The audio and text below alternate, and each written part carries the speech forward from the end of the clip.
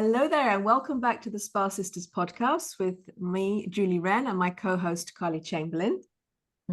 We are on a mission to engage, disrupt, and transform the therapist experience. And today we have the wonderful Sam Marshall with us from the Clinic Media City in Manchester, who is going to talk to us all about her DEI advocacy.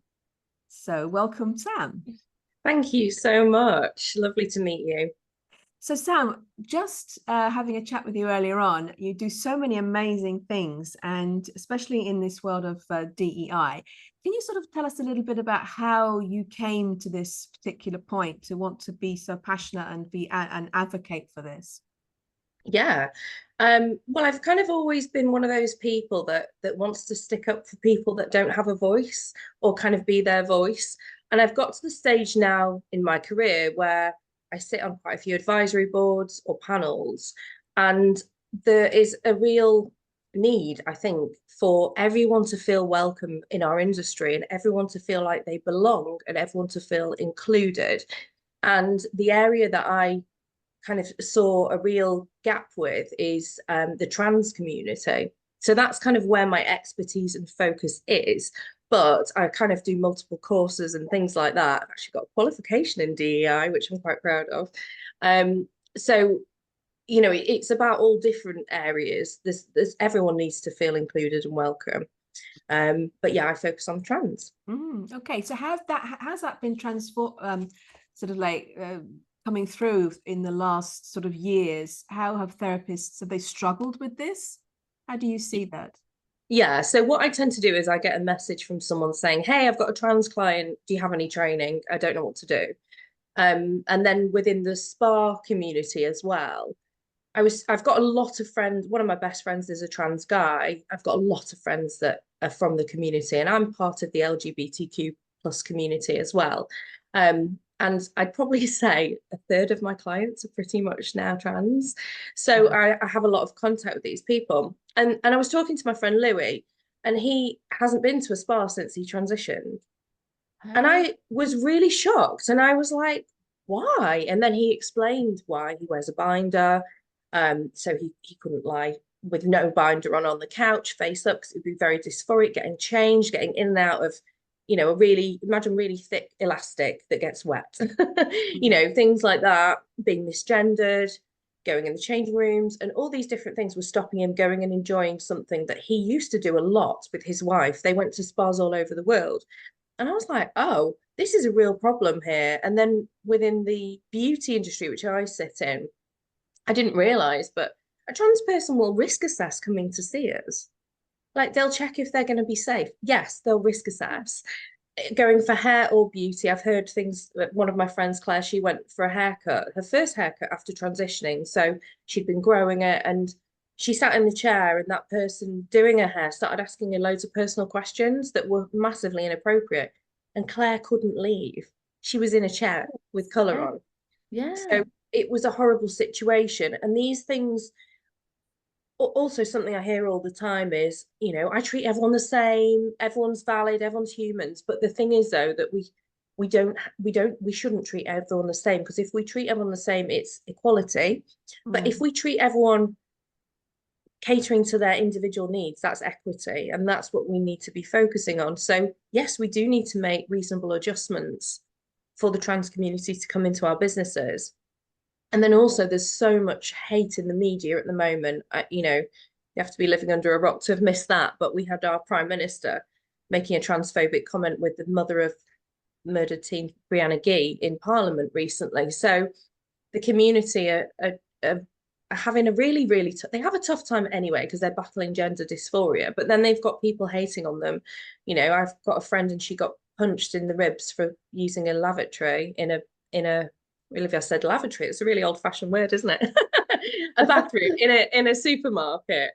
You know, she got punched in the ribs when she came out. She just went in for a wee. You know, she didn't talk to anyone. And these things happen all the time. And I think for those of us that are cisgender, which is people that aren't transgender, we don't see this, we don't know it. And I think it's really important that we understand other people's experiences and journeys. Very true. It's really shocking to hear that, and thank you for sharing this with us, because it's all about education. It is, and I think that's really important too, because I can imagine that some therapists are really scared as well of making a faux pas, of they don't want to do it, but they just don't know how to proceed. So I can see how valuable this training is in order to be overcome that sort of sense of yourself is like, oh my goodness me, have I just offended somebody? I didn't mean to, but I just didn't know how to. Yeah. So yeah, totally. Are you finding that you're getting a lot more requests coming in? Yeah, when I first kind of said I was doing this, it was actually in lockdown, and I had a real influx of people learning. And I think there's three camps. So there's the absolute no camp that might be a little bit transphobic, or they might have certain beliefs, and they're probably homophobic as well, and they're probably racist. And then we've got the middle camp that are kind of open to it, and maybe they don't really understand, but they're willing to learn. And then we've got the yes camp that are like flying the trans flag and being allies and advocates. And it's the middle camp that I can capture. And those are the people that I give them a little bit of education around it, even talking about things like pronouns, which people seem to have a real problem with.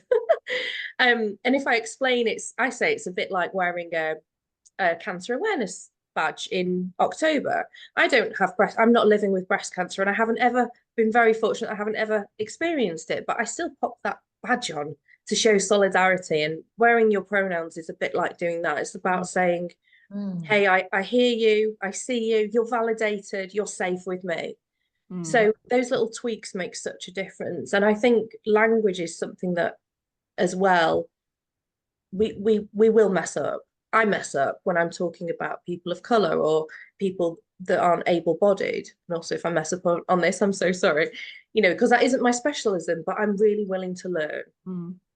For sure. So sorry, just going back to the pronouns, are you saying that you encourage everyone to sort of say what their pronouns are, I think I've seen it a lot in emails and social media. So just doing that kind of opens that space of safety almost.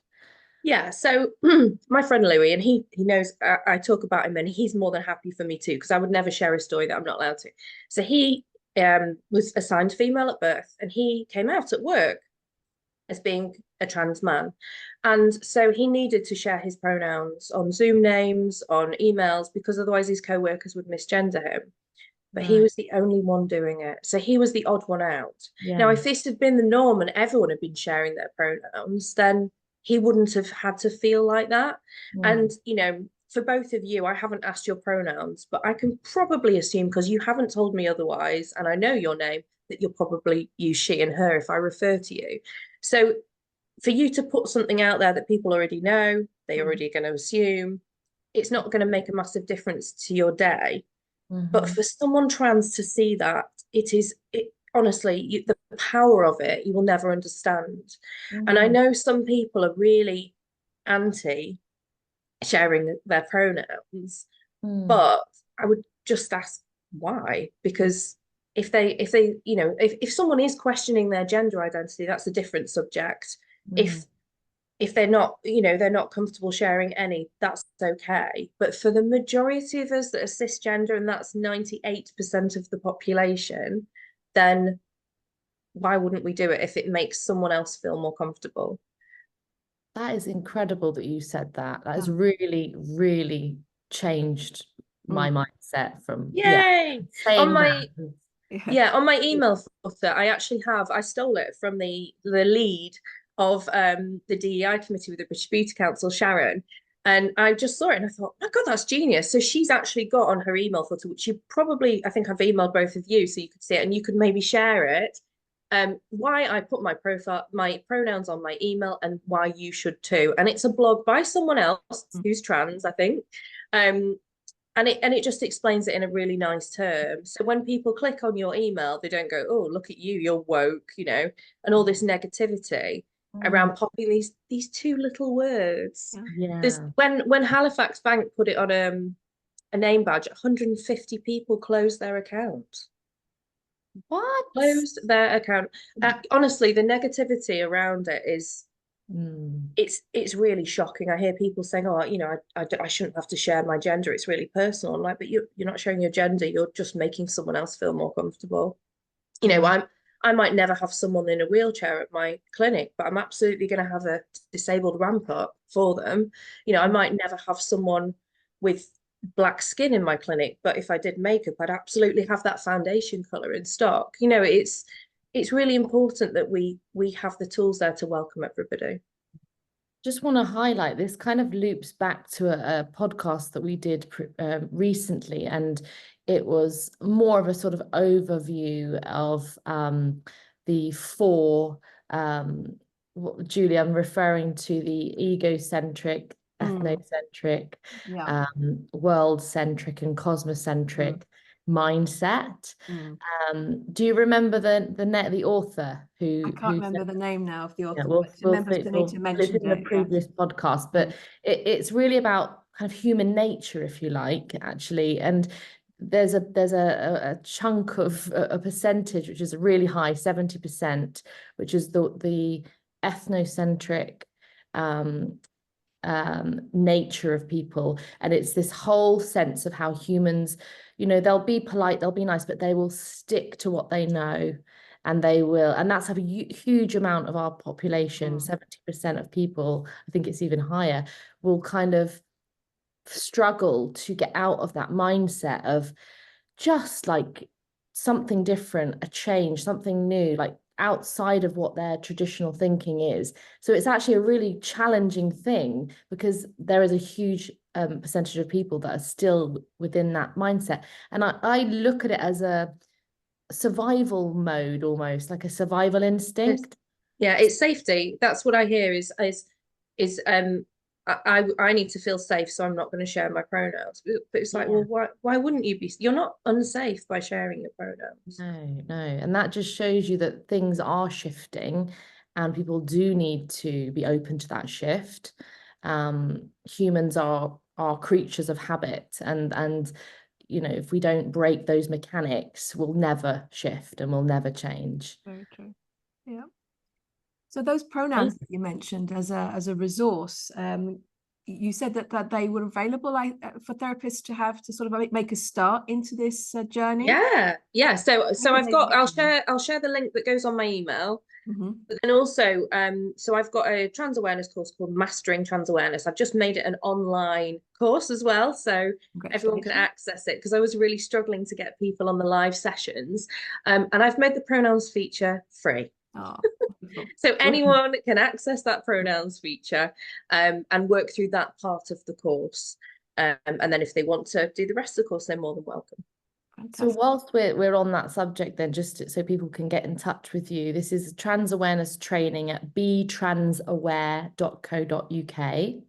Yeah. And that they can also access this through your social media, which is Sam Marshall Education. Yeah, on Facebook. On Facebook, and Skin Guru Sam on Instagram. Yeah. Why I wouldn't have matching ones is beyond me, but that's how I roll. So the Skin Guru, that is you. Yeah. Talk to us a little bit about that, and how, you know, how much you do that in your day. Is that kind of takes up quite a lot of your time?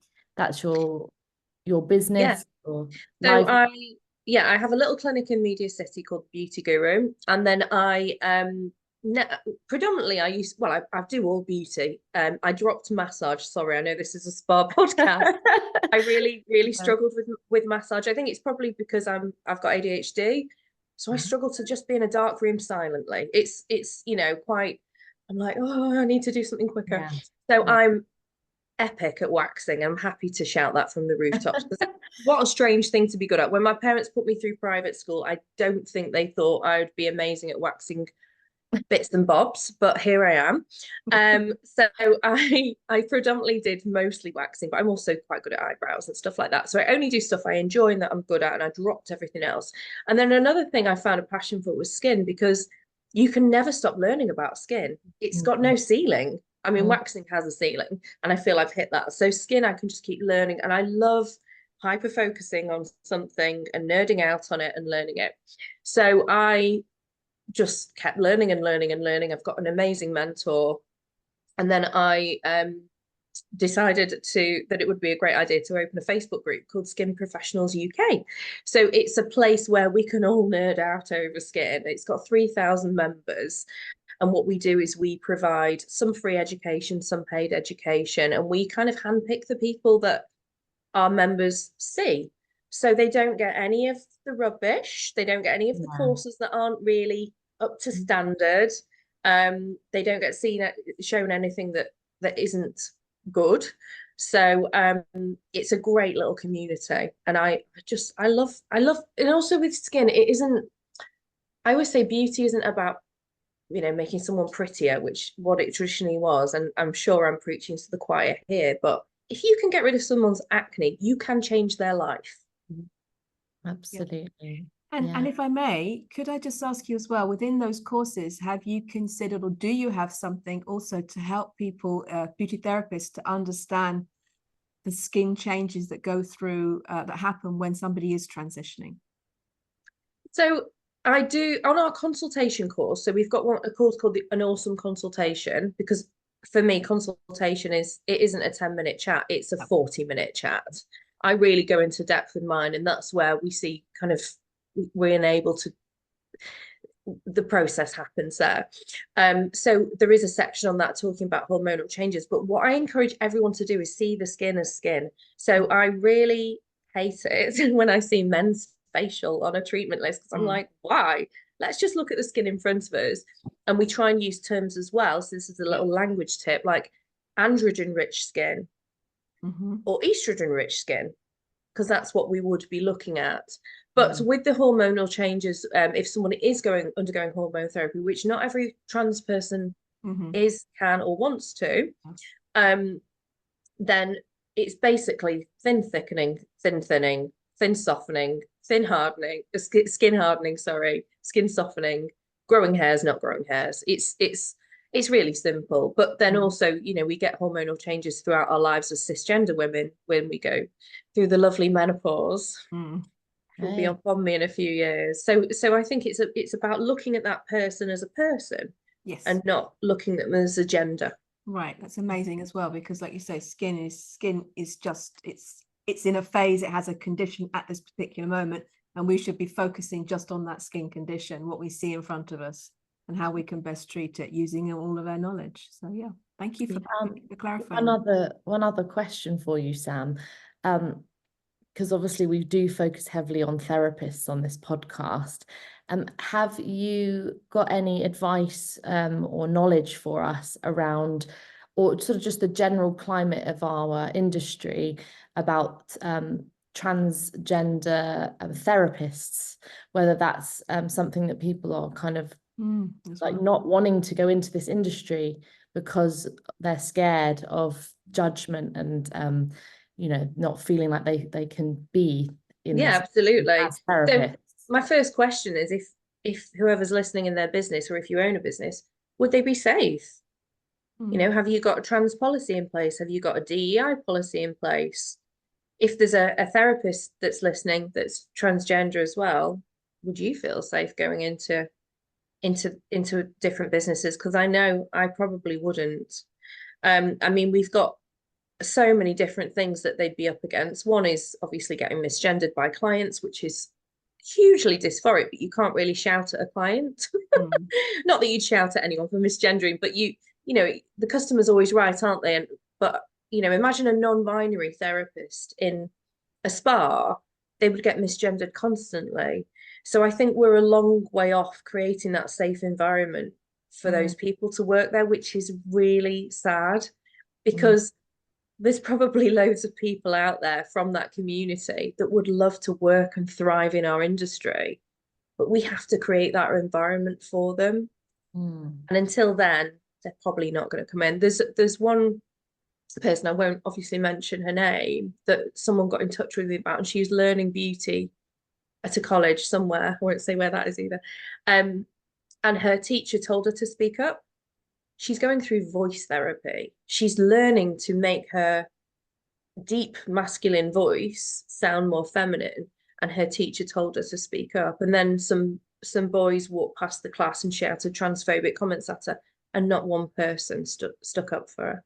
And she was also told she couldn't use, she wasn't given a locker. She was told she had to change in the toilets. Like that isn't okay. None of those things are okay. So that starts from the very, it starts from the policies and the spa. Yeah, it's the business's responsibility to put this in place and create that culture. And I had one of my clients in yesterday, and she went, "Oh my God, the place near me, they did a trans swimming session." Like, trans people don't go swimming in spas because they're going to get people staring at them. Their wig might come off in the swimming pool. Wearing binders, they're going to have to wear rashy tops over the top. They're not using these services. Very few places. And I suppose as well, just thinking out loud here, if we were to create a safe space, then would it have to be kind of labeled as a specific space for, transgender people? And then that almost kind of like isolates them even more. It does. Yeah, with the swimming sessions, I would say anyone that's listening that can put on a trans swimming session if you have a swimming pool, because they want to swim and they can't, or they don't feel comfortable in quite a few places. So no, but if we turn the clock back, do you remember when black and white people weren't in the same area? Like, it's like saying, well, should we have a place for black people? Should we have a session for disabled people? Well, no, we shouldn't. We should make everyone feel welcome in that environment. But it has to start somewhere, and it has to start with the policies and the culture that you create within that business. So trans therapists should be able to integrate with everybody. But unfortunately, then what we're going to have is clients saying, well, I'm not getting massaged by them. But then I think what I always say is if they said, if that was, and I'm sorry for anyone black listening, I'm using this a lot because it's the only way that I can help people to relate to it. But you wouldn't say, I'm not having a black therapist massaging me. And a spa would have to deal with that in a certain way. But we do have this terrible stigma attached, and specifically trans women. Trans men tend not to have it as much, and I'm speaking for them here, so I hope that anyone listening is comfortable with me saying that. But I used to have a trans guy as a massage therapist in my place, and we didn't tell anyone he was trans. Why would anyone need to know? And no one could tell. So harder. So hard. It's so hard. But a business at some point has to go, do you know what? Yeah, I'm going to help this community. I'm going to do something. Wow, we've got a lot of work to do by the sounds of it, collectively as well. Wow, I'm a huge fan of you, Sam. I think what you're doing is incredible, honestly, really incredible. And yeah, I just wish you all the success in the world, and we'd love to kind of carry on talking to you and hearing about your kind of evolution, I guess. But Jules, have you got anything else to ask? Not to ask, but to say that, if anybody wants to come and meet Sam, I think you said to me you're going to be on the Professional Beauty stage next weekend. I am. Yeah, on the Monday at 3:00, talking about... we're talking... Just look, me remembering my topic here, like I'm really prepared. No, we're talking about when people always ask questions on our group, and it's, what brand do I choose? What equipment do I choose? What training do I choose? So we're kind of answering some of those questions to help to guide people and not make the mistakes we all made. Yeah. Okay. How many do you have in your team? Skin professionals, there's just 2 of us. Okay, exactly. Like, it's incredible how much 2 people can do, It sounds like you've got a team of 10 behind you. No, we're pretty good. We're pretty organized with everything. Great. Well, we wish you all the success at Pro Beauty. Thank you. And thank you so much for your time. It's been really an amazing interview. I think Julie can agree with me. It's absolutely so good to share and educate in very this important. topic. And thank you again for giving a voice to everybody who needs to be heard. You're so welcome. And also, I'd just like to say, if anyone has been triggered by this, if anyone needs any support listening to this, because we have covered a lot of delicate topics, then please do reach out, because there are loads of different support organisations across the UK. Thank you, Sam. It's been wonderful speaking to you. Thank you so much. Thank you. So if you'd like to continue to follow us, you can find us at Spa Sisters Podcast on all socials, and we can be reached as well by the @spasisters@gmail.com email address. And again, if you need to reach out and find some support, do that through us, and we can then connect you with Sam and those organizations.